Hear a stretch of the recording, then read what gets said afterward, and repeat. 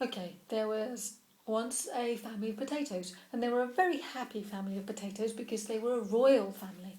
There was the king and the queen and three beautiful daughters, the princesses. And one day, the eldest princess came to her mum and dad and said, "Mum and dad, I have found the most wonderful beau, old-fashioned word for boyfriend, to marry, and I want your blessing to go off and get married with him."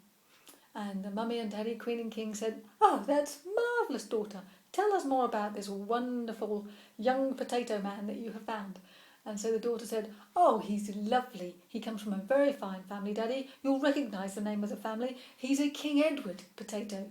And of course, Mummy and Daddy were thrilled and delighted because everything was so simple and easy, and they gave their blessing, and off the daughter went with her King Edward potato bow, and life went on. And then, sure enough, some time later, the second daughter comes along and says, Mum and Dad, I found the most wonderful man that I want to marry."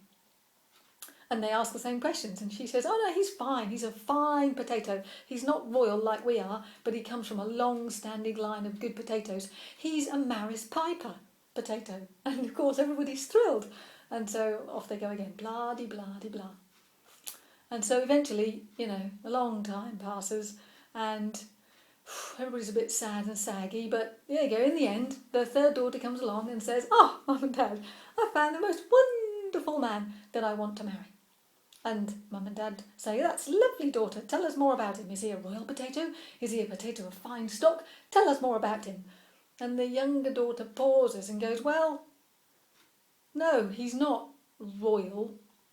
And no, he doesn't really come from a long line of well-known potatoes. But he's a very fine man and he has my heart." And they go, "Well, in that case, dear, just tell us who he is. I'm sure it'll be fine." And so the daughter goes, "His name is Harry Carpenter."